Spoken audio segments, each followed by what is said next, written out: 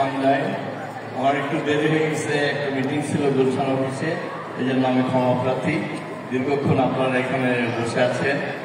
এই সুন্দর মনোজ্ঞ বার্ষিক ক্রীড়া প্রতিযোগিতা অনুষ্ঠানের সম্মানিত সভাপতি, বিশিষ্ট রাজনীতিবিদ, শিক্ষাবিদ আমাদের ওসমান গনি শাহজাহান ভাই, আলী হোসেন বালিকা উচ্চ বিদ্যালয়ের সভাপতি, আমাদের প্রধান অতিথি, আমাদের অত্যন্ত শ্রদ্ধেয় এই ঢাকার গণমানুষের নেতা, সাবেক ডেপুটি মেয়র, বীর মুক্তিযোদ্ধা, মাননীয় বিএনপি চেয়ারপারসনের উপদেষ্টা কাউন্সিলের অন্যতম সদস্য, শিক্ষকবৃন্দ, ছাত্রীবৃন্দ, কর্মকর্তাবৃন্দ, এলাকার সুধীবৃন্দ, গণ্যমান্য ব্যক্তিগর্ব, অঙ্গ সংগঠন, বিএনপি নেতৃবৃন্দ, ছাত্রদল, যুবদল সহ অনেক নেতৃবৃন্দ এখানে উপস্থিত রয়েছেন। সবাইকে আন্তরিকভাবে ধন্যবাদ, কৃতজ্ঞতা জানাই। আজকের এই মহতী অনুষ্ঠানে আমাদের ছাত্রদেরকে ক্রীড়া প্রতিযোগিতার বার্ষিক অনুষ্ঠানে অংশগ্রহণকারী, বিজয় বিজিত সবাইকে আন্তরিক ধন্যবাদ, কৃতজ্ঞতা জানাই। মেধার বিকাশে শারীরিক চর্চার প্রয়োজনীয়তা রয়েছে। আমাদের ছাত্রদেরকে, তরুণ প্রজন্মদেরকে আমরা জ্ঞানমুখী করব, আলোরমুখী করব।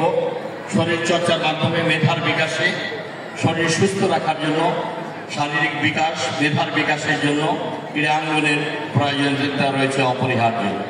আমাদের তরুণ প্রজন্মের মাঝে আমরা জ্ঞানের আলো ছড়িয়ে দেব, শিক্ষার আলো ছড়িয়ে দেব। তরুণ প্রজন্মদেরকে আমরা অস্ত্র হাতে তুলে দিয়ে, মাদক হাতে তুলে দিয়ে রাজনৈতিক হাতিয়ার হিসেবে আমরা তাদেরকে ব্যবহার করব না। আমাদের তরুণ প্রজন্মকে সুনাগরিক হিসেবে আমরা গড়ে তুলব, যেন তারা উচ্চশিক্ষায় শিক্ষিত হয়ে ভবিষ্যৎ দেশ গড়ার কাজে মানুষের কল্যাণে আত্মনিয়োগ করতে পারে, দেশের সেবায়, মানুষের সেবায় যোগ্য নাগরিক হিসেবে গড়ে উঠে এ দেশকে আলোকিত করবে, সমাজকে আলোকিত করবে, মানুষের অর্থনৈতিক এবং কর্মসংস্থানের মুক্তি সাধনে দেশের কল্যাণে তারা আত্মোৎসর্গ করবে। এই মহান চেতনায় উদ্বুদ্ধ হয়ে আমাদের তরুণ প্রজন্মদেরকে, শিক্ষার্থীদেরকে আমরা গড়ে তুলব। সেই মহান প্রচেষ্টাকে সামনে রেখে আমাদের এই প্রচেষ্টা কর্মযজ্ঞ সফল হবে এই আশাবাদ ব্যক্ত করে সবাইকে ধন্যবাদ, কৃতজ্ঞতা জানিয়ে আমার সংক্ষিপ্ত বক্তব্য শেষ করছি। খোদা হাফেজ।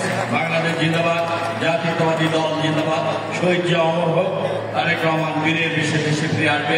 আমাদের অহংকার দেশ নেত্রী বেগম খালেদা জিয়া, দেশের মহিলাদের, মা বোনদের সবচেয়ে জনপ্রিয় নেত্রী, দেশের মানুষের সবচেয়ে জনপ্রিয় নেত্রী খালেদা জিয়া সুস্থ হয়ে দেশে ফিরে আসবেন। নারী শিক্ষা, নারীর ক্ষমতায়ন, দেশের উন্নয়ন, অগ্রগতি, সমৃদ্ধি যে রাজনীতি সূচনা করেছেন গত 43 বছর দেশ নেত্রী বেগম খালেদা জিয়া সারা বিশ্বে নজিরবিহীন দৃষ্টান্ত স্থাপন করেছেন। সেই জন্য দেশ নেত্রী বেগম খালেদা জিয়ার জন্য আপনারা দোয়া করবেন। আমরা আশা করি তিনি সুস্থ হয়ে দেশে ফিরে আসবেন, এই আশাবাদ ব্যক্ত করে সবাইকে ধন্যবাদ জানিয়ে আমার বক্তব্য শেষ করছি। খোদা হাফেজ। বাংলাদেশ।